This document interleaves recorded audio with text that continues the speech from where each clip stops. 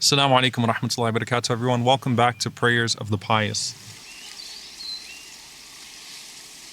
In this situation, you have a group of people surrounding a great scholar in his elderly age and asking him for a dua, asking him for a supplication that he could share. And a lot of times in these personal gatherings, sometimes these personal supplications that are imparted are truly beautiful and contain deep lessons. And the man that we're speaking about today is Yusuf ibn al-Hussein, rahimahullah ta'ala. Yusuf ibn al-Hussein, as he was sitting with a small group of people, someone said to him, "Oh Abu Ya'qub," his son's name was Ya'qub, as we see these men used to love to name after the prophets. "Oh Abu Ya'qub, share with us one of these du'as."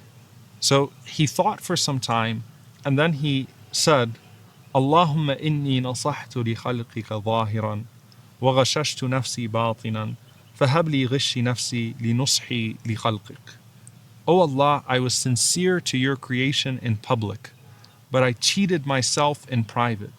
Please excuse my private disgrace because of my sincerity to your creation." He actually died after he shared this dua. So he cried and he passed away after he shared this dua and this wish with Allah subhanahu wa ta'ala. And this contains a deep meaning that's not found in any of the other supplications in this series. That many times you'll find an empath, or you'll find someone that has sincerity to the creation of Allah subhanahu wa ta'ala, but in the process of being sincere to the creation of Allah subhanahu wa ta'ala, they lose sincerity with Allah subhanahu wa ta'ala.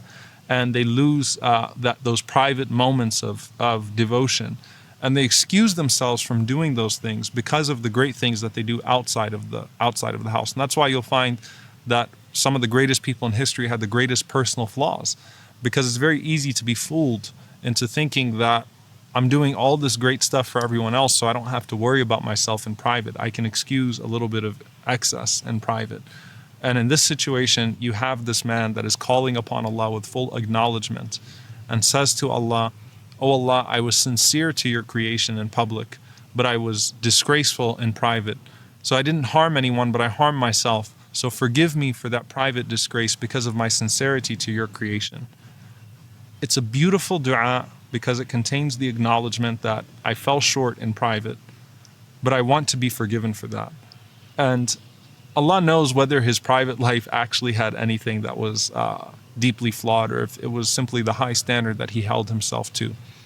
But this is a beautiful way to call upon Allah subhanahu wa ta'ala, that Allah forgive us for the things that we do in private that harm ourselves because of the good that we do to his creation, and that is certainly beloved to Allah subhanahu wa ta'ala.